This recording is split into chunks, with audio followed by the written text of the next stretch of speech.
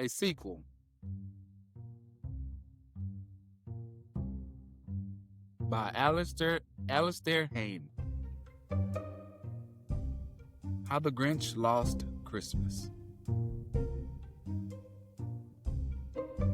Up high on Mount Crumpet, just north of the Who's, a Who just delivered the day Who-ville news. The cave on Mount Crumpet was home to the Grinch, who sprung from his cave just enough, plus 1 inch, to stare down at Who-ville from high up above it. Tomorrow is Christmas, and speaking thereof it. My heart, grinned the Grinch, has grown to quite love it. The Grinch has been patiently waiting all year to celebrate Christmas and bring the Who's cheer. And to show every Who he was different now. I've changed, thought the Grinch, and I'll prove it. But how? While eating his breakfast of Who hash on rye, the newspaper there in the chair caught his eye. A contest in Who-ville tomorrow at 3 to see who can make the most Christmassy tree. Then he got an idea, a crafty idea. The Grinch got an awfully crafty idea. He laughed in his throat. I know just what I'll do. Then the Grinch grabbed a pencil and drew. With the plan in his hand, the Grinch hiked to Who Wood, where he found the most Christmassy tree that he could. And he chopped at the tree with his tree-chopping axe, till the tree he was chopping fell down next to Max. Then he hiked their way home with the tree on their backs. Or then they hiked, sorry. Our cellar has all the things we will use to start decorating our tree for the Who's.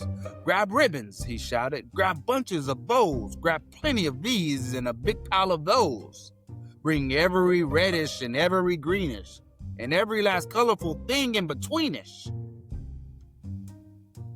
I'll win, win, win, win! He was Grinchishly humming. Then all of a sudden he heard someone coming.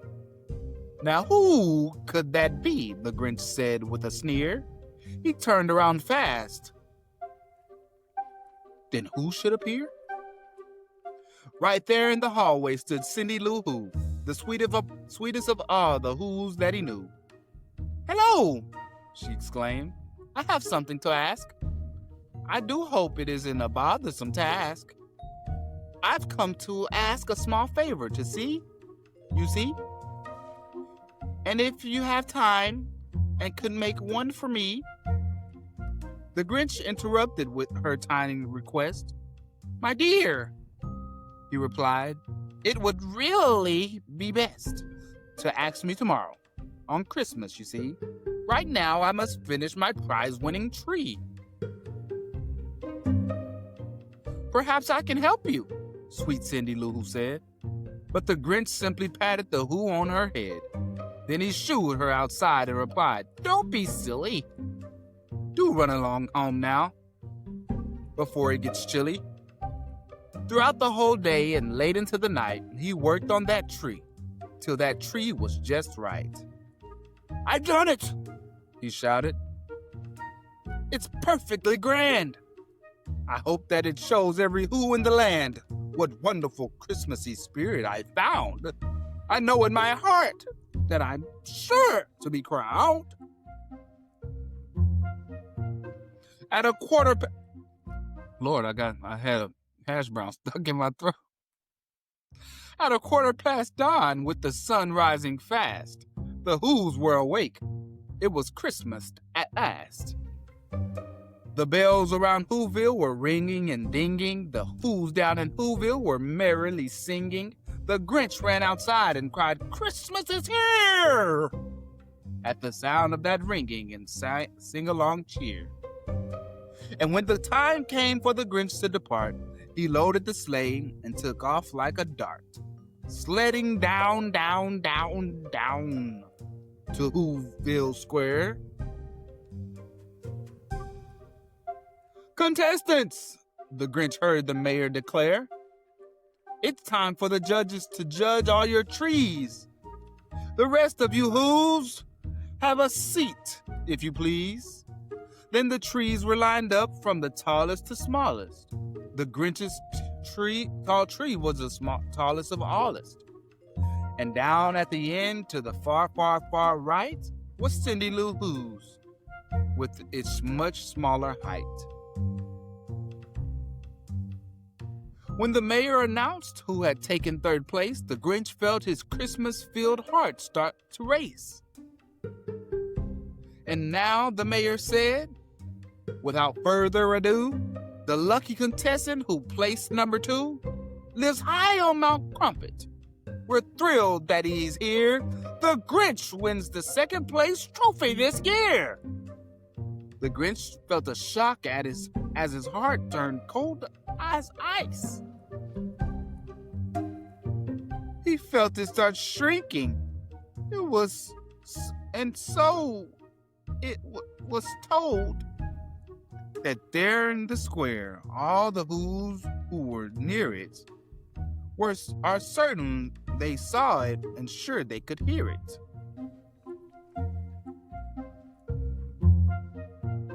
The moment the Grinch lost his Christmassy spirit, his arms started itching, his legs started twitching, then both of his eyes started twitching and itching, and that Christmas-filled heart, well, it shrunk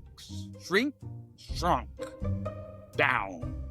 "I've been robbed," the Grinch snarled, "and I'm through with this town."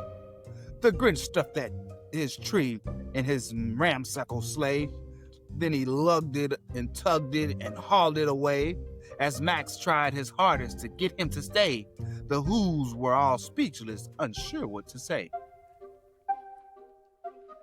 The Grinch climbed and climbed as his heart grew more frozen. While back at the contest, the winner was chosen. Today, on the merriest day in the land, the mayor declared with his Who horn in hand, "I give you our winner. She's not more than 3. It's Cindy Lou who has made the best tree."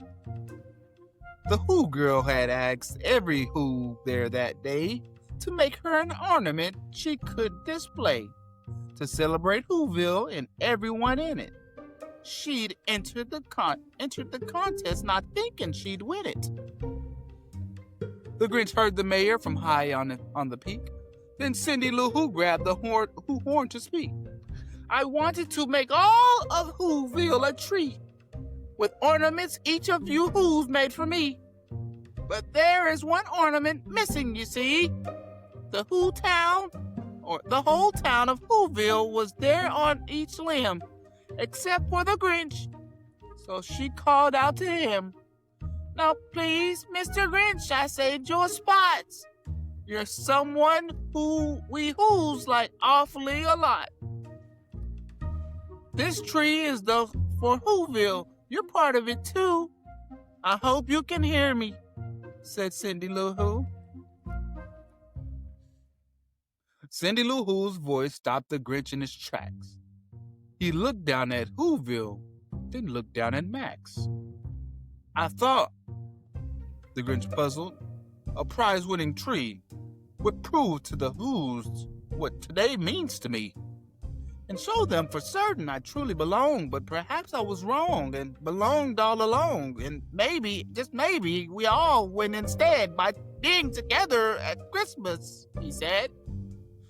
"And there on Mount Crumpet, if you had been near it, you would have been able to see it and hear it."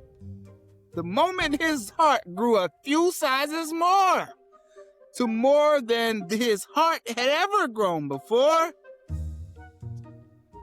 And what happened then? Well, in Who-ville they say that the Grinch and his dog whizzed back down on that sleigh, and the Grinch placed his ornament on the small tree, Then he lifted it high so the whole town can see. The Who's all arrayed, and they jumped to their feet as the Grinch grinned and said, "Now our tree is complete." Then the mayor declared, "We have one thing to do to make it official for Cindy Lou Who. Would you do the honors?" He pointed and said. And the Grinch, he himself, placed the crown on her head.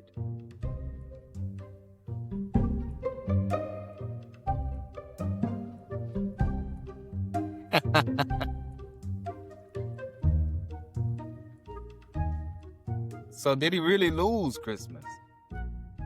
Did he really lose Christmas? You see? How the Grinch lost the Christmas tree contest. You feel me? Do you feel me? But right there, that was a good story, wasn't it? I mean, that was a good story, dog. Let's get that around the applause. That was a good story, dog. I love that story. That's a good story, ain't it? Man, the Grinch should go crazy. And the way they write it, it makes it really gives you opportunity to really read it, man. Like to really do it. It really is fun.